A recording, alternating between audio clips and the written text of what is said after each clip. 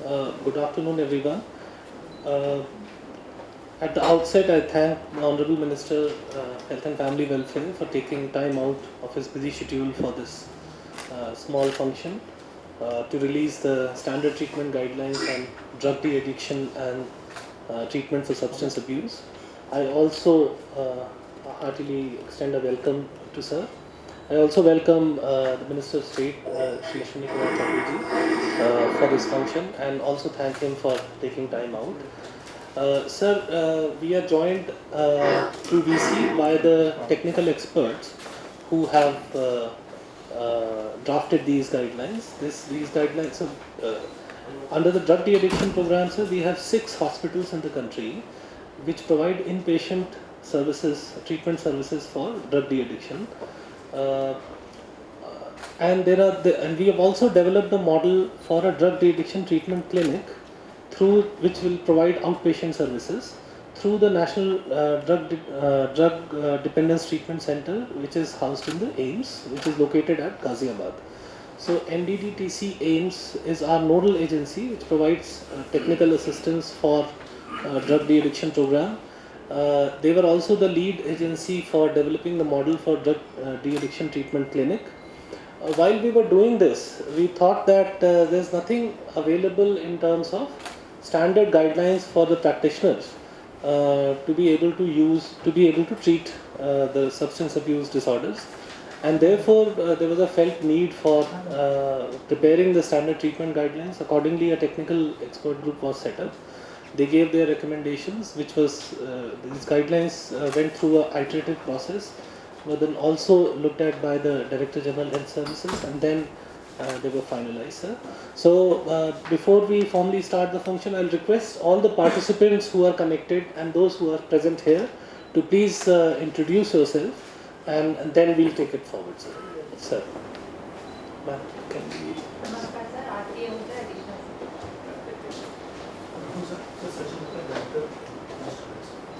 नमस्कार sir, doctor Swati चरण from DGHS. मैं विकास शील, I'm Joint Secretary looking after tobacco control and drug de-addiction program. These two programs used to be a separate tertiary care program, sir, but they have now been merged to make one single program, sir. Now I request other colleagues who are joined through the VC. Kindly please introduce yourself briefly. Dr. Pratima, can you please start the round of introduction? Good afternoon, Dr. Pratima Murthy, Professor and Head, Department of Psychiatry, NIMHANS, Bangalore. Our Director is also with us, Dr. Gangadhar. This is Dr. D. Ram, Director, Central Institute of Psychiatry, Ranchi. And I have a colleague who is in charge of Drug De-Addiction Center, CFP Ranchi, Dr. Sanjay Kumar Munda. He has also joined the meeting. Hello everyone, I am Dr. Jayant. I am Assistant Professor at the Center for Addiction Medicine at SAINS. Okay. Manushri Gupta. Dr. Manushri Gupta, Chief Department of Psychiatry.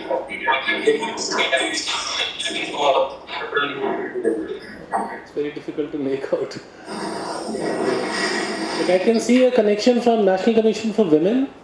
Dr. B.N. Gangadhar, I believe Dr. Pratima talked about Dr. Gangadhar being present. He is the Director of NIMHANS. Then Dr. Debashish Basu is from PGI Chandigarh. In the Drug De-Addiction and Treatment Center, PGI Chandigarh, and have been an active participant in the preparation of the standard treatment guidelines. And I'm very happy for the team. Thank you. Dr. Meena Chandra. I'm Dr. Meena Chandra. I'm Associate Professor in Psychiatry at Center of Excellence in Mental Health, AB Wims and Dr. Ram Manohar Lohia Hospital, New Delhi. Thank you. Sir, just to again, even at the cost of a small repetition, we have 6 institutions, sir. These are at AIIMS Delhi, which is NDTTC AIIMS at Ghaziabad. We have NIMHANS Bangalore.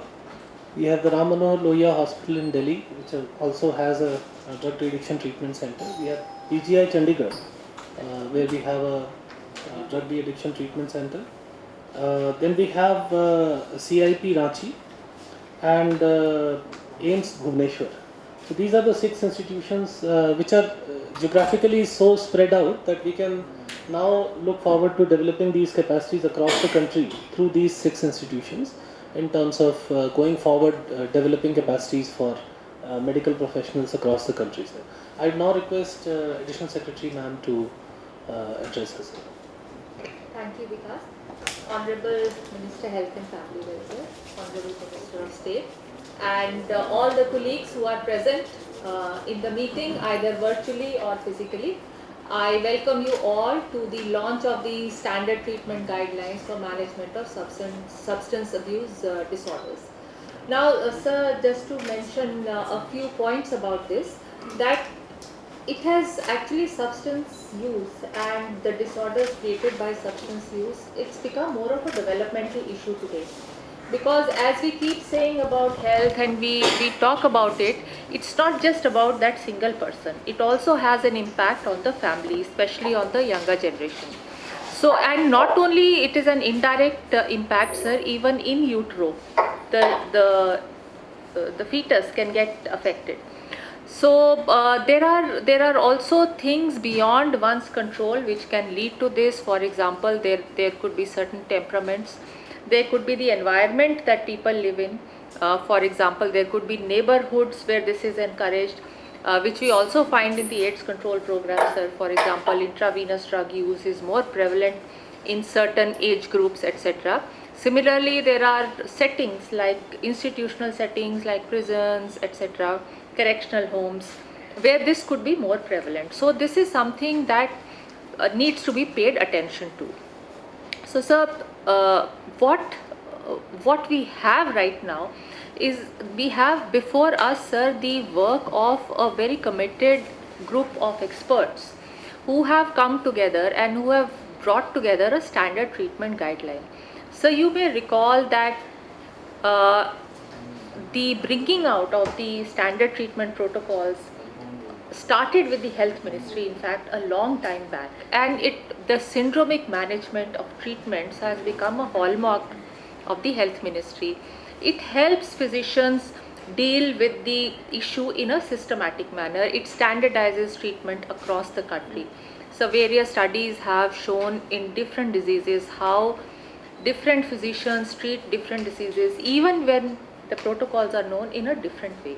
So publication of standard treatment protocols actually puts the issue in focus, and it tells everybody how to deal with the issue. In relation to substance use disorders and behavioral addictions, it is important also to look at the societal factors. There are psychological issues. So how can we provide psychological support to deal with it?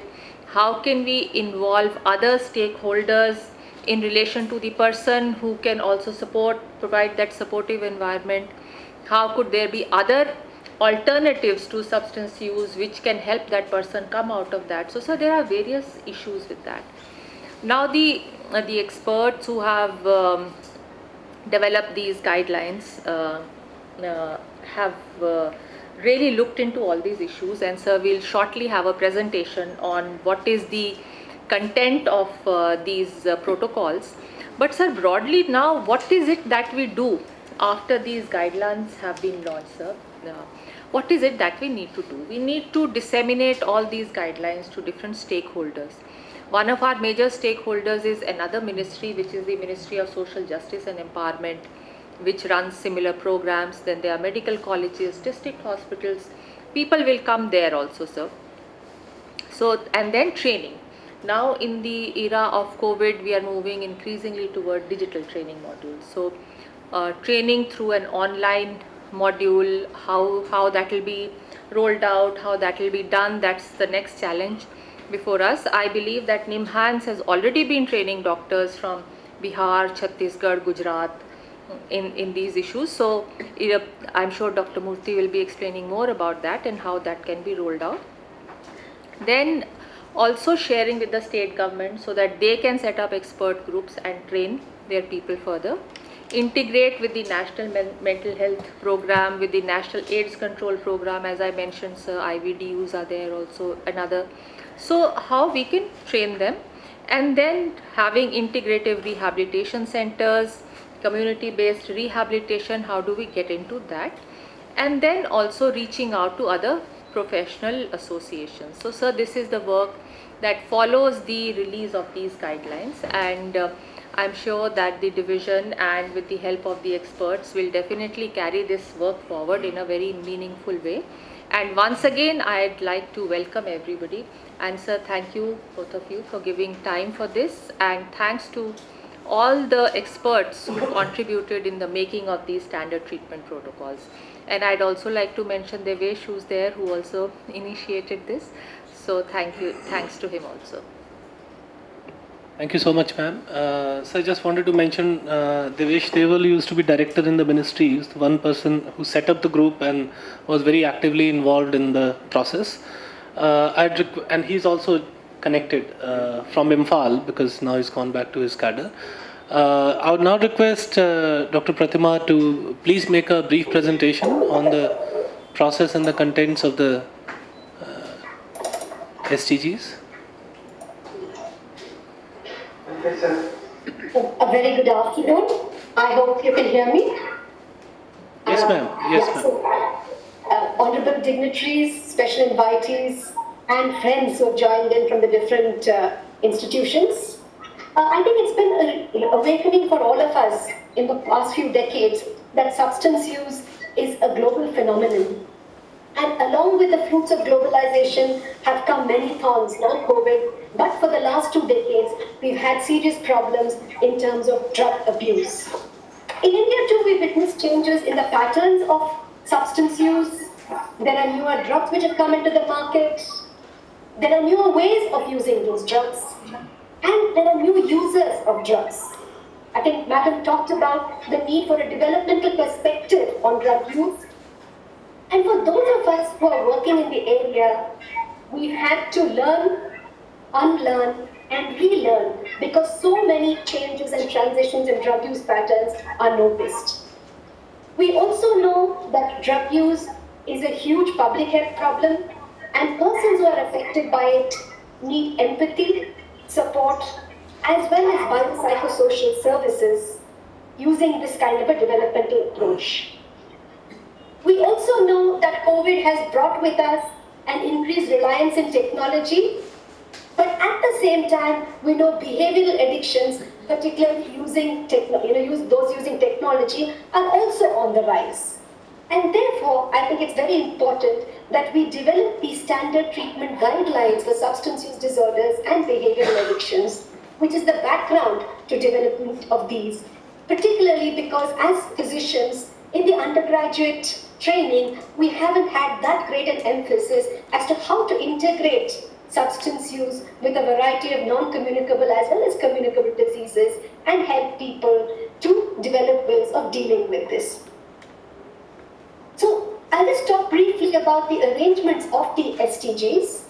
The first chapter, which is a very large chapter, talks about the general approach to the management, the importance of identification, the methods of identification, how to take a history, how to make sure that you look for comorbidities, how to motivate patients to change their behaviors, how to help them, how to do relapse prevention.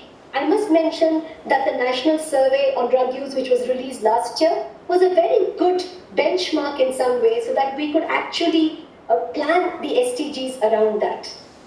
The next section deals with cannabis and related disorders, opioids, benzodiazepines, inhalants. We know now a lot of street children, for example, sniff petrol, sniff glue and other substances which are extremely toxic to their health. Stimulant use is something, again, that is seen in different parts of the country. The big problem that is emerging is prescription drug misuse. And of course, when people need substances, they tend to use polysubstances. And we dedicated a chapter to polysubstance use. We also have a separate chapter on behavioral addictions, which I just highlight in a little bit. And finally, as was mentioned by Sri Vikas, the convergence and networking across different agencies and how we can all work together, both in prevention as well as in the treatment of drug use disorders, is something that we have covered. In the appendix, there's a bookshelf of resources which have already been developed in the country, which health professionals can use, and we hope that this repository can be expanded in due course to include other resources that all health professionals can use. So in chapter 1, we talk about the different types of substances. It's called substance use disorders and not addiction right now. We need to know the extent of substance use in India, and a lot of it is already reflected in the National Survey report. We need to be aware of the adverse consequences of substance use. And these are not just physical consequences, but psychological, social, occupational, and societal consequences. We need to appreciate why physicians should help people with substance use disorders early. We know that there is almost a 10 to 14 year delay before the substance user actually reaches the physician. We need to know how to reduce this delay. We need to understand the principles of management of persons with substance use disorders as well as behavioral addictions.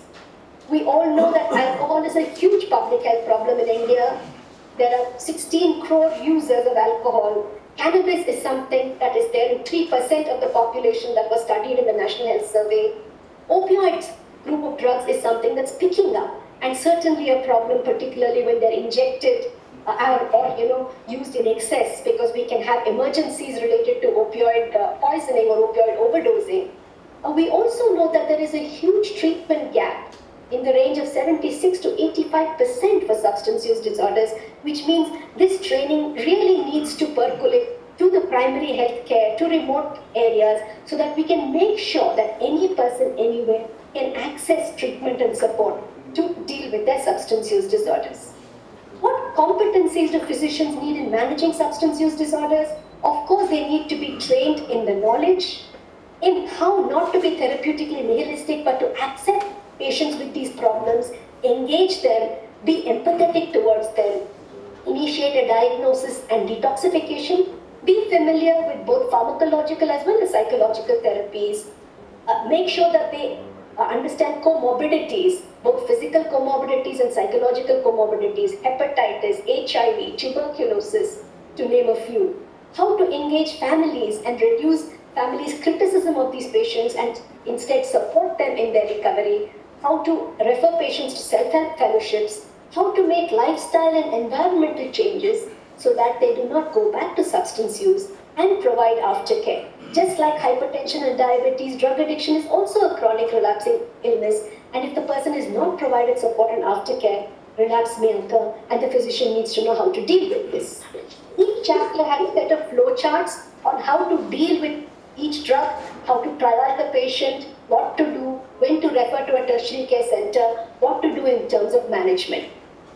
For opioid use disorders, as I mentioned, there's both the acute behavioral effects of overdose, of withdrawal, of dependence. With benzodiazepines, we know that benzodiazepines are prescribed for a huge number of reasons. They're very effective when they're used properly, but unfortunately, people tend to use them for their mind-altering effects. Similarly, inhalant use disorders, how to make sure that we identify inhalant use disorders. We know that even students in colleges sometimes use inhalants in preference to alcohol because they feel that it will not be detected. These are extremely toxic substances, and we need to know how to identify and deal with them. Similarly, there are a whole lot of newer drugs, including prescription drugs, cough syrups, which people use, narcotic analgesics, other opioid pain relievers that people use. There is this category of stimulants which people use in parties to get a rush, which also cause an increase in body temperature, can produce seizures, can produce psychosis, and this category also needs to be dealt with. Polysubstance use, using multiple substances, is something that we are now seeing across the board. Younger children are tending to use substances, women are tending to use substances, the elderly are tending to use substances, and therefore, in different settings, like Madam mentioned, prison settings, correctional settings, these are problems that are beginning to affect a whole host of our population.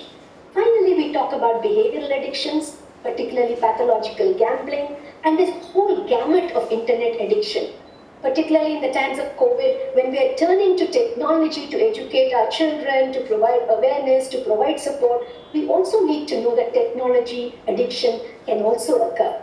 There are things like cybersexual addiction, relational addictions, net compulsions, excessive web surfing, computer addictions, of course, mobile phone addictions, a whole lot of these which share a lot of similarities with the chemical addiction which need to be handled as well. Finally, we have a bookshelf and a digital copy of this which people can use. We can keep populating this library. I'd like to end by thanking several people. I'm just making this presentation on behalf of other experts who helped in developing this program, Dr. Anju Dhawan, Dr. Devashish Basu, Dr. Manu, Dr. Meena, Dr. Prabhat, Dr. Jain, and some very, very young colleagues who also participated. I'll quickly mention their names: Gayatri Bhatia, Himanshu, Nidhi Sharma, Shipra Singh, Virendra, Vikram Singh. And finally, this would not have been possible if it had not been initiated by the Tobacco Control and TDAP division of the ministry. So I'd like to place on record my sincere thanks to Mr. Vikas Sheel, the directors, Mr. Devesh Deval, Dr. Sandhya Bular, Mr. P.K. Pal, Mr. Trehan, Mr. Shailesh Yadav. A personal note of thanks to all of them, to all the directors of the various institutions for supporting this program, because otherwise it's not possible. Madam already has outlined the road ahead, and I do hope these guidelines will be used effectively in preventing and treating this very, very complex public health problem, so that individuals and their families are saved and the nation is saved at the end of it. Thank you very much. Thank you so much, Dr. Pratima Murthy. It's very, very insightful and crisp presentation. I now request Honorable Ministers to kindly release the guidelines, sir.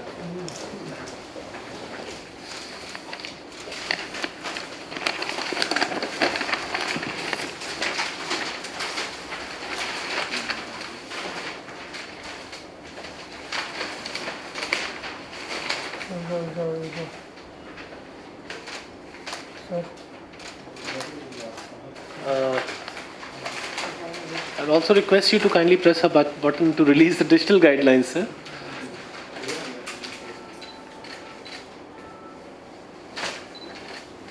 क्या click करना है? Right, sir. Thank you so much, sir. I'd now request Honorable Minister of State, sir, for your kind words.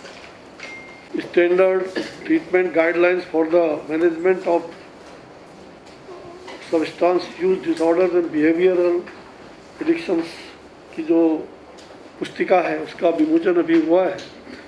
खास करके नशीली दवाओं के बारे में जो प्रोटोकॉल है इस स्टैंडर्ड ट्रीटमेंट गाइडलाइंस में आपने दर्शाया है। इसके लिए मैं सभी लोगों को, विशेषकर जिन लोगों ने इस पुस्तिका बनाने में सहयोग किया है, उन सबको विशेष उनको धन्यवाद देता हूँ, बधाई देता हूँ।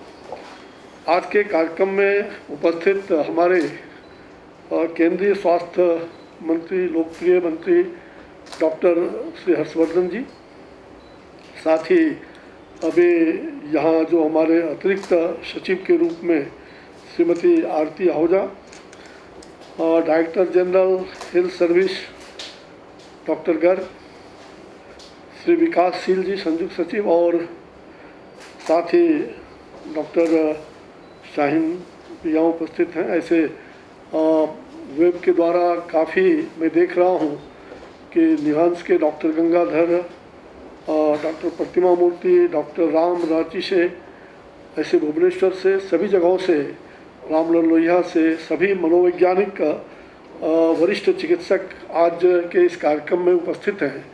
मैं सबका अभिवादन करना चाहता हूँ। आप सभी जानते हैं कि मादक द्रव्य का दुरुपयोग एक गंभीर चिंता बनकर के हमारे सामने उभरा है। आधुनिक जीवन में विशेष करके जो तनाव है, जो परेशानियां हैं, उससे लोगों को मादक द्रव्य का दुरुपयोग की समस्या से ये ग्रसित करने का एक कारण भी बन जाता है। वो मादक द्रव्य के सेवन से आप सभी जानते हैं कि जो शारीरिक, मानसिक और आध्यात्मिक हर प्रकार की मनोस्थिति पर उसका विपरीत प्रभाव पड़ता है। मादक द्रव्यों के सेवन से इसके अलावा कई अन्य समस्याएं भी पैदा होती रहती हैं।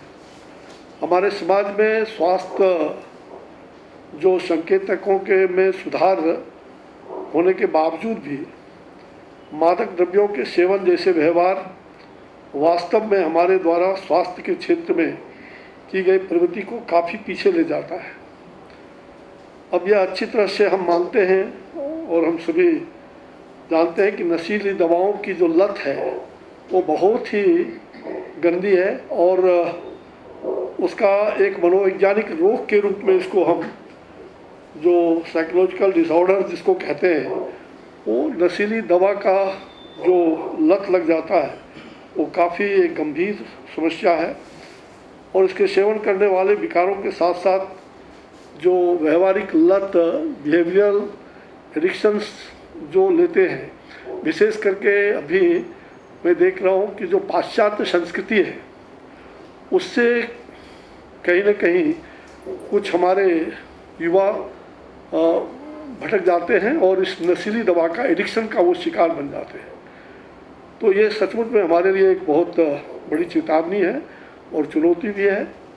जहाँ तक ऐसे एडिक्शन लेने वाले लोगों के प्रति हमें थोड़ी सहानुभूति भी रखनी चाहिए। उनकी आलोचना या उनको इस प्रकार से हेट करना निश्चित रूप से उससे और भी समस्या उभर करके आ सकती है। ऐसे लाखों लोग हैं जो अपने तनाव और नाखुशी के कारण उससे छुटकारा पाने के लिए कुछ इस प्रकार के अस्थायी रूप से जो मादक द्रव्य आनंद के लिए तथा अपने आप को शांत करने के लिए ऐसा कुछ रसायनों मादक द्रव्यों की ओर भी अपना रुख अपना लेते हैं, जो ठीक नहीं है। हमारे लिए यह महत्वपूर्ण है कि हम ऐसे मादक द्रव्यों के सामयिक या मध्यम उपयोग के जोखिमों के बारे में समाज में जागरूकता फैलाएं। लोगों में जो पीपुल्स अवेयरनेस है ये बहुत आवश्यक है और ये लोक जागरण सभी स्तर पर करने की आवश्यकता है।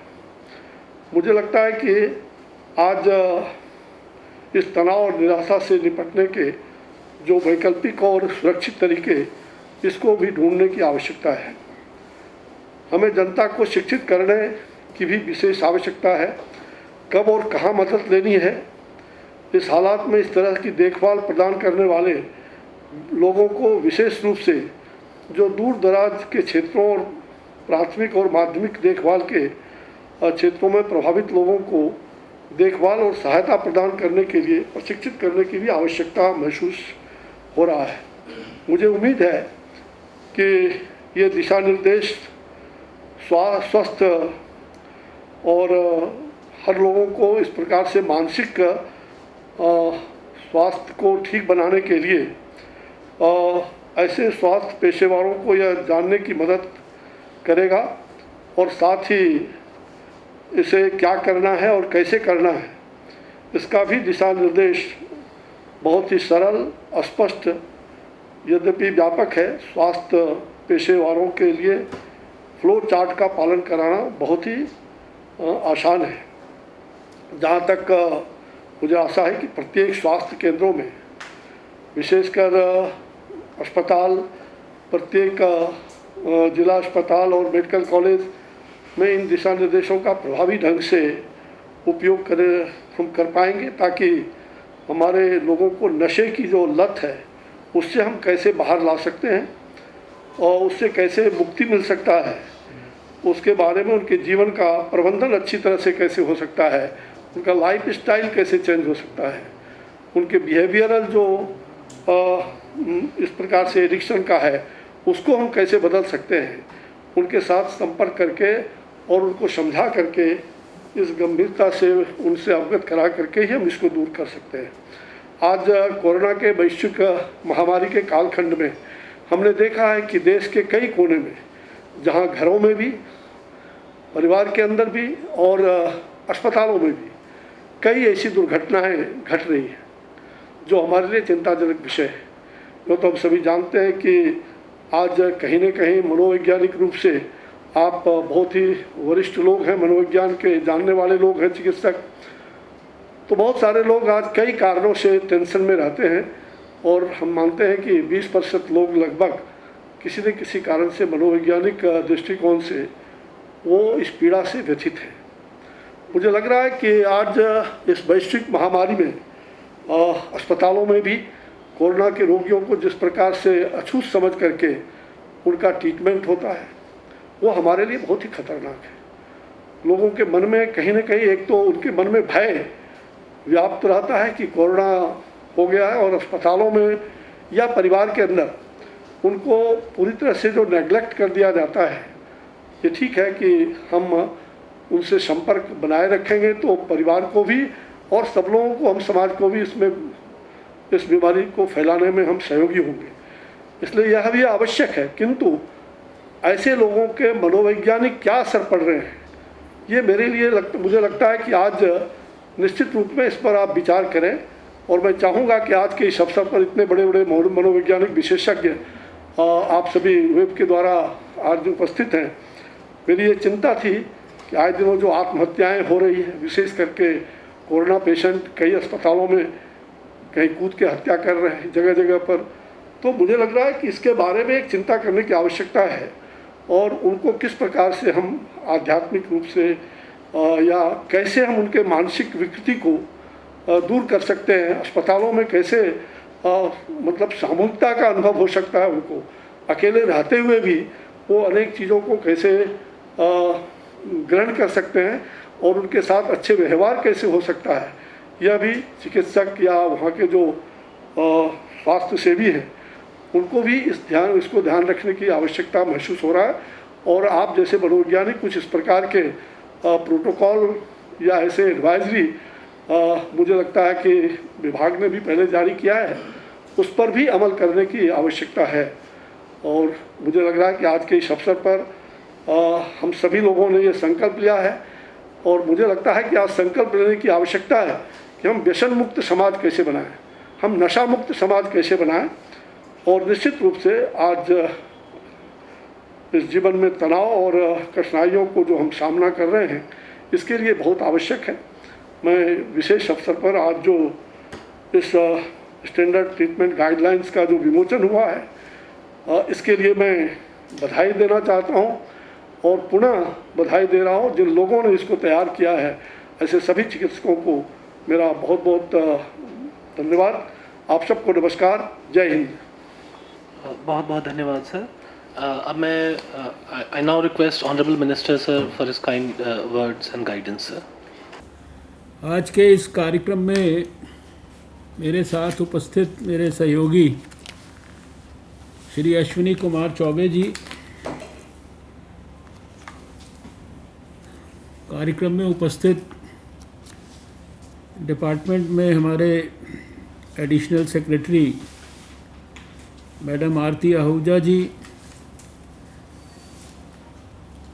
Joint secretary Vikasshil ji, director general health services doctor Rajiv Garg ji, doctor Sachin Mittal ji, doctor Swasthi Charan ji और बहुत सारे दूसरे भी हमारे इस काम से जुड़े हुए साथी यहाँ इस कार्यक्रम में फिज़िकली भी हैं प्रेजेंट, वर्चुअली भी जितने मैं समझ पाया हूँ कि कुछ लोगों का परिचय हुआ है, कुछ लोगों का शायद परिचय नहीं हो पाया। डॉक्टर संध्या भूलर, श्री देवेश देवल जी, डॉक्टर राकेश चड्डा जी हमारे एम्स के, डॉक्टर BN गंगाधर जी निमहांस के डायरेक्टर, डॉक्टर प्रतिमा मूर्ति जी ने अभी सारा प्रेजेंटेशन किया, doctor Anju Dhawan, doctor Debashish Basu, doctor Manushree Gupta, doctor Meena Chandra, doctor Atul और बहुत सारे दूसरे भी संस्थान जिनके लोग यहाँ जुड़े हैं, बहुत सारे जो इस फील्ड के विशेषज्ञ हैं, एक्सपर्ट्स हैं, यहाँ हमारे साथ मीडिया के कई दोस्त हैं। मैं हृदय से आप सबका बहुत बहुत अभिनंदन करता हूँ, बहुत बधाई देता हूँ और विशेष रूप से उन सब लोगों को बधाई देना चाहता हूँ, एक्सपर्ट्स को, जिन्होंने काफ़ी मेहनत करने के बाद इन गाइडलाइंस को तैयार किया है। उसको देश के सामने प्रस्तुत करने का हम दोनों मंत्रियों को आज सौभाग्य मिला है। मैं जानता हूँ कि हमारे कई एक्सपर्ट्स निमहांस के, रांची के, दिल्ली में ऑल इंडिया इंस्टीट्यूट के, पीजीआई चंडीगढ़ के, शायद बम्बई से भी किंग एडवर्ड हॉस्पिटल से भी एक्सपर्ट्स, और दिल्ली में भी हमारे सफदरजंग अस्पताल, आरएमएल हॉस्पिटल, निमहांस, ये सब बहुत सारे एक्सपर्ट्स ने इसके अंदर अपना कंट्रीब्यूशन किया है। जितनी इन गाइडलाइंस के संदर्भ में महत्वपूर्ण बातें हैं या सब्सटेंस यूज़ के बारे में, मिसयूज़ के बारे में, उससे जुड़े हुए डिसऑर्डर्स के बारे में, उससे जुड़े हुए एडिक्शन के बारे में, उसको दूर करने के लिए डी एडिक्शन के बारे में, बहुत सारी महत्वपूर्ण बातों को अभी यहाँ पहले आरती जी ने रखा, विकासशील जी ने भी रखा, डॉक्टर प्रतिमा मूर्ति जी ने डिटेल्ड प्रेजेंटेशन भी किया, और महत्वपूर्ण सामाजिक विषयों पर अश्विनी चौबे जी ने भी देश के सामने अपनी बात रखी है। हम सब जानते हैं कि ये एक बहुत ही गंभीर और गहन समस्या है। सारी दुनिया इससे बहुत बुरी तरीके से प्रभावित है, पीड़ित है, और पीड़ित रहने में हमारा भारत भी शायद किसी से पीछे नहीं है। देश में कई प्रांतों में तो समस्या जो है वो बहुत एक्सट्रीम प्रोपोर्शंस के अंदर पिछले दशकों में बढ़ी है, और सबसे ज़्यादा कष्ट की बात यह है कि समस्या का दुष्प्रभाव बड़े पैमाने पर हमारी यंगर जनरेशन के ऊपर ज़्यादा पड़ रहा है।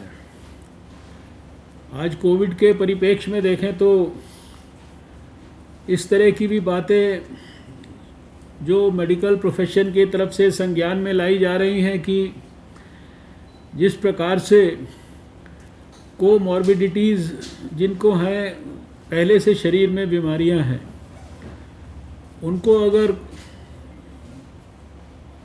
कोविड का प्रभाव होता है तो उनके लिए ठीक होने की संभावना कम हो जाती है, और उनके स्वास्थ्य को ज़्यादा बड़ा, उनके प्राण को ज़्यादा बड़ा खतरा होता है। और उन कोमॉर्बिडिटीज़ में भी अब ये भी बात हो रही है कि जो लोग ज़्यादा सिगरेट का सेवन करते हैं, तंबाकू का सेवन करते हैं, शराब पीते हैं, या किसी भी प्रकार की ऐसी नशीली दवाओं के एडिक्ट हैं, उसका इस्तेमाल कर रहे हैं, और उनको भी कोविड जैसी बीमारी होती है, तो उनके प्राण को भी ज़्यादा खतरा बन जाता है। ये भी उल्लेख अभी किया गया है कि किस प्रकार से कोविड के भय और खौफ के कारण अनेक स्थानों पर ऐसी विषम परिस्थितियां बढ़ रही हैं, जहां डिप्रेशन के मामले बढ़ रहे हैं, सुसाइड के मामले बढ़ रहे हैं, और इस प्रकार की दवाओं के इस्तेमाल की जो प्रवृत्ति है उसके भी बढ़ने की संभावनाएं जो है वो देखी जा रही हैं। इन सब परिप्रेक्ष्य में इस प्रकार की गाइडलाइंस का भारत के स्वास्थ्य मंत्रालय के द्वारा और सभी देश के प्रमुख एक्सपर्ट्स, विशेषज्ञ, मनोवैज्ञानिक, डॉक्टर, उनके सद प्रयासों से ऐसी गाइडलाइंस को प्रस्तुत करना, ये अपने आप में एक प्रशंसनीय प्रयास है। लेकिन मैं कुछ चीज़ें अपने अनुभव से भी शेयर करना चाहता हूँ।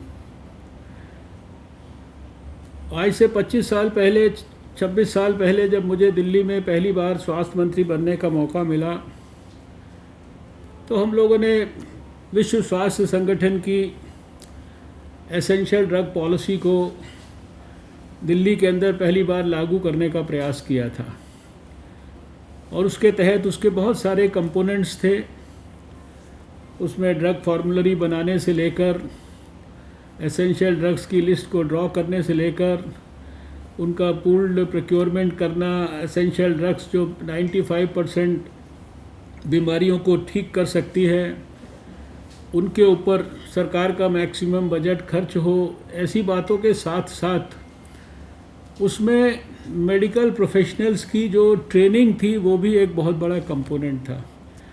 और फिर ट्रेनिंग करने के बाद एक एक अस्पताल के अंदर इंटर्न के पास, हाउस सर्जन के पास, रेजिडेंट डॉक्टर के पास वो जानकारी हर समय सुलभ ढंग से उपलब्ध हो, जिसका प्रयोग करके वो वास्तव में अपनी जो प्रोफेशनल क्लिनिकल एक्यूमेन है उसका सही ढंग से, रेशनल ढंग से इस्तेमाल करके और सही मौके पर उसको डिलीवर कर सके पेशेंट को। ये भी एक बड़ा चैलेंज था। जैसा इस कार्यक्रम में भी मुझे बताया गया कि ये सब हमारे महान डॉक्टरों ने, जिनके बारे में अभी चर्चा की, उन्होंने बहुत बड़ी संख्या में डॉक्टरों को भी देश में ट्रेन किया है।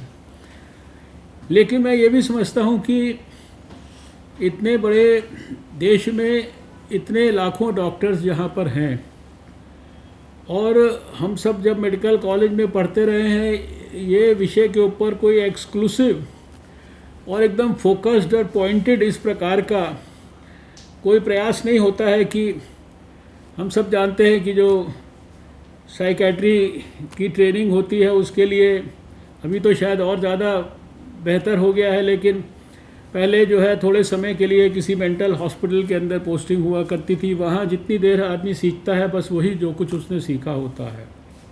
लेकिन अभी काफ़ी इन सब परिस्थितियों में परिवर्तन आया है।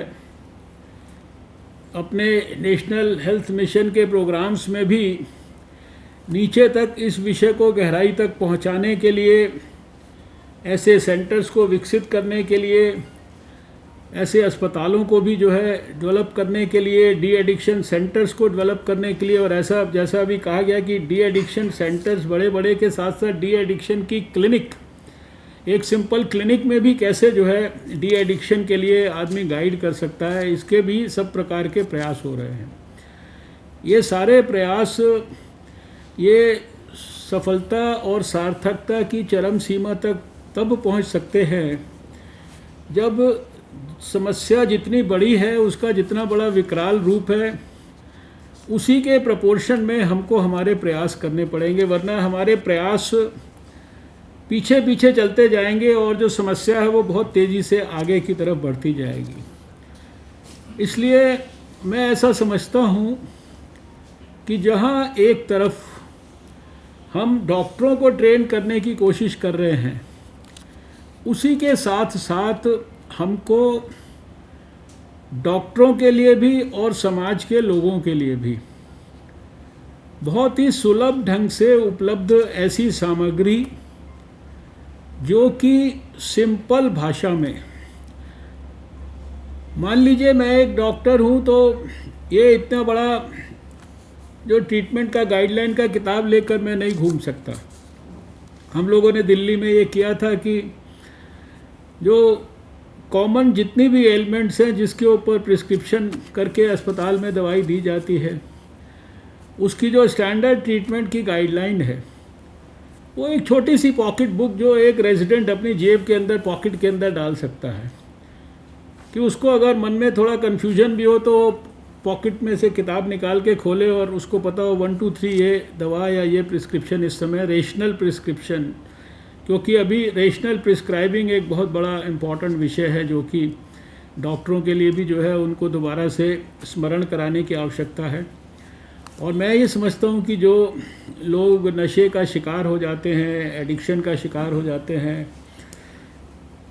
उनको हैंडल करना ये भी अपने आप में एक स्पेशलाइज्ड आर्ट है, जो साधारणतः एक फिजिशियन को साधारण परिस्थिति में एकदम एक्यूरेटली कैसे हैंडल करना, शायद उसको जब तक प्रॉपरली उस दिशा में ट्रेन ना किया जाए तो वो परफेक्ट ट्रीटमेंट नहीं डिलीवर कर सकता।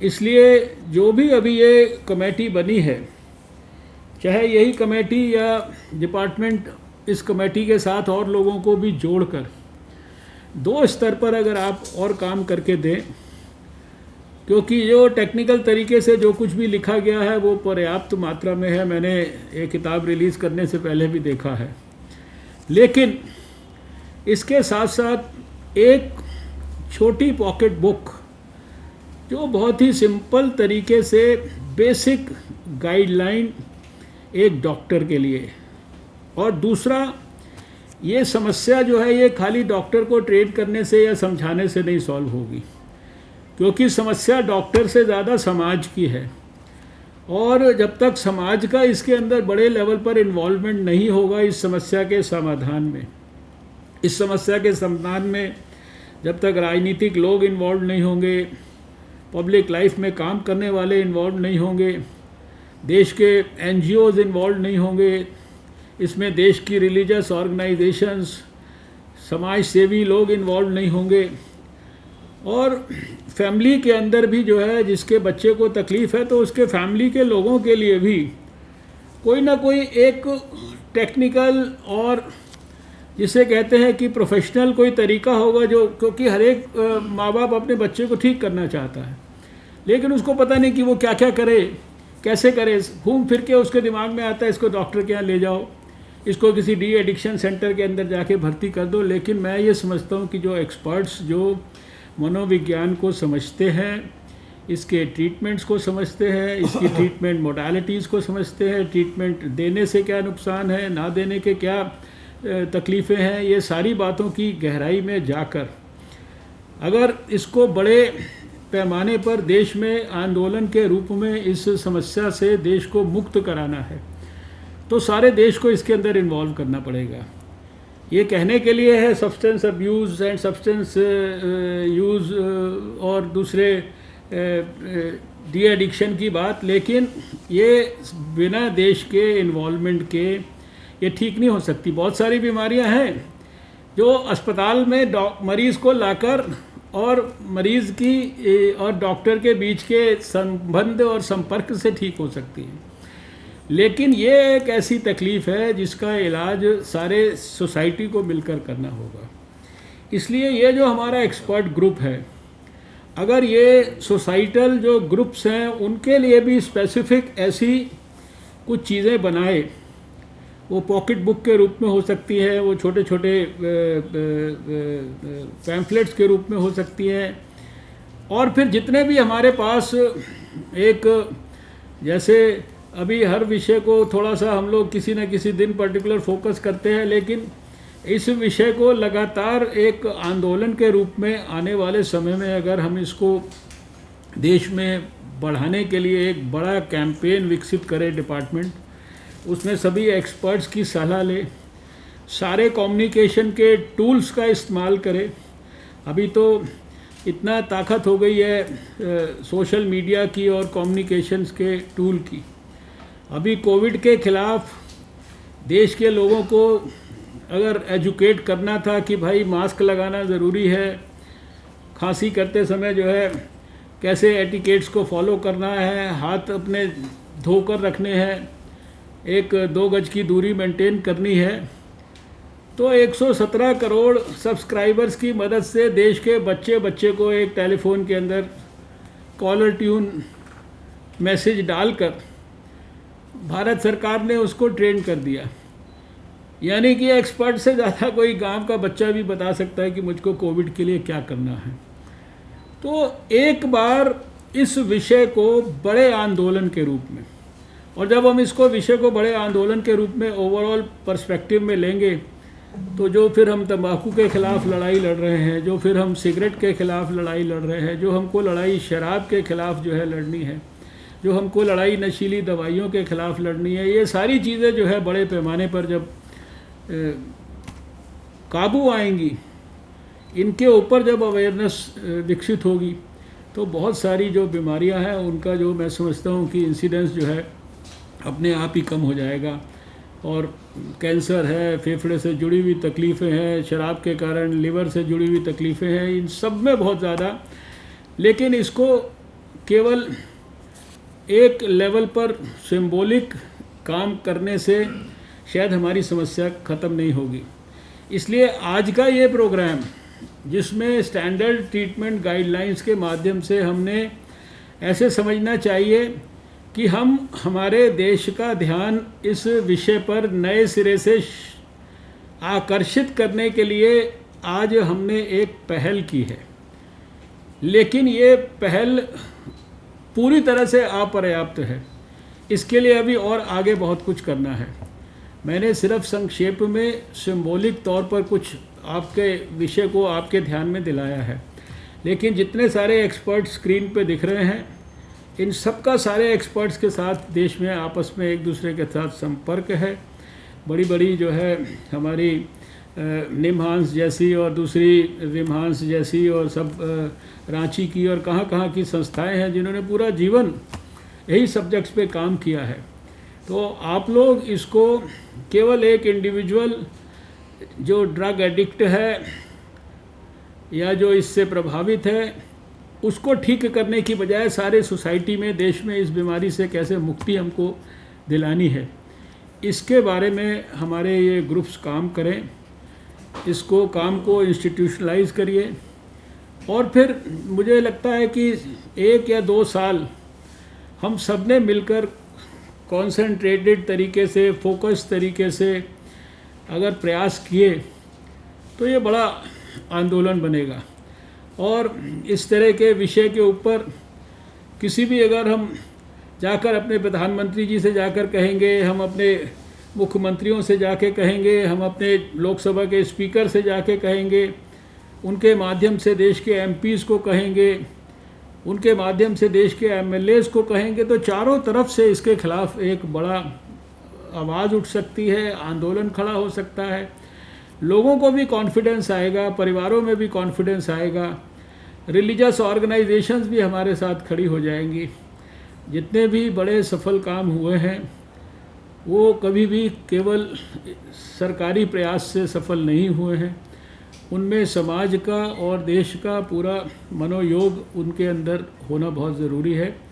और मुझे लगता है कि ये काम शायद सबसे उपयुक्त काम है आज की परिस्थिति में, क्योंकि अगर प्रधानमंत्री जी के सपनों का 2022 तक नया भारत बनाना है, new India of the dreams of prime minister Narendra Modi, तो फिर हमको अपना जो सबसे बड़ा डेमोग्राफिक डिविडेंड है भारत का, हमारे जो 65-70% बच्चे जो यंग एज वाले हैं, जो हमारे भारत का भविष्य है, इनको हमको ठीक प्रकार से प्रोटेक्ट करना बहुत ज़रूरी है, इनके ऊपर फोकस करना ज़रूरी है। हमने सबने देखा है कि जब इनको मौका दिया गया, प्रधानमंत्री जी ने स्टार्ट अप इंडिया शुरू किया, आज एक से एक बढ़कर जो है इतने सारे इनोवेशंस आते हैं, इतने सारे रोज़ नई नई बातें जो यंग बच्चे हमारे लिए सामने पैदा करते हैं। मैं तो साइंस एंड टेक्नोलॉजी मिनिस्टर होने के नाते बहुत नज़दीक से उन चीज़ों को देखता हूँ। तो बच्चों की हमारे योग्यता और क्षमता जो है वो अभूतपूर्व है, और उसको हमारे को सुरक्षित रखने के लिए अपने इस आंदोलन को विकसित करना बहुत ज़रूरी है। मैं हृदय से सभी एक्सपर्ट्स को बहुत बहुत बधाई देता हूँ। अभी सामने बैठ के मिलके आपसे बातचीत करना होता तो और अच्छा हमको लगता, और डिटेल में हम ब्रेनस्टॉर्मिंग करते, लेकिन थोड़ा और ये कोविड के माहौल से हम बाहर निकलेंगे। सबके सामूहिक प्रयास से कोविड के फ्रंट पर भी भारत को सारी दुनिया के मुकाबले बहुत बेहतर सफलता मिली है। दिन प्रतिदिन हमारा जो रिकवरी रेट है वो बेहतर होता जा रहा है, दिन प्रतिदिन हमारा जो फैटेलिटी रेट है वो कम होता जा रहा है। और मैं समझता हूँ कि आने वाले समय में हमें निश्चित रूप से कोविड के ख़िलाफ़ जंग में भी बहुत जल्दी महत्वपूर्ण सफलता मिलेगी। आज के इस अवसर पर मैं हृदय से सबको बहुत बहुत बधाई देता हूँ। आप सबका बहुत बहुत एक्सपर्ट्स का विशेष रूप से धन्यवाद करता हूँ। Thank you very much, sir, for your kind words. I can assure you on behalf of the team in the DDAP that we will spare no effort in following up on your directions, sir, in terms of developing of the pocket books for the doctors, for the people, which could be a step-by-step guide for the people themselves, for self-help or for helping their community or family members. And we will also work in terms of designing a movement or a campaign, we'll also take steps to integrate these guidelines in our primary healthcare paradigm, which is through health and wellness centers, where mental health disorders are in any case a package of service, and especially given that we are also talking about behavioral addictions apart from the chemical addictions.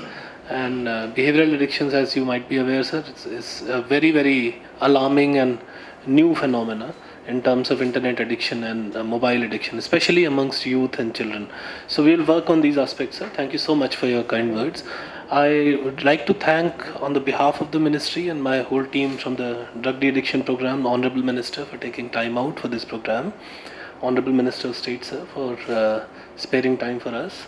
I also wish to thank Additional Secretary Srimati Aarti Ahuja ji for taking time out for this program and guiding us throughout the process.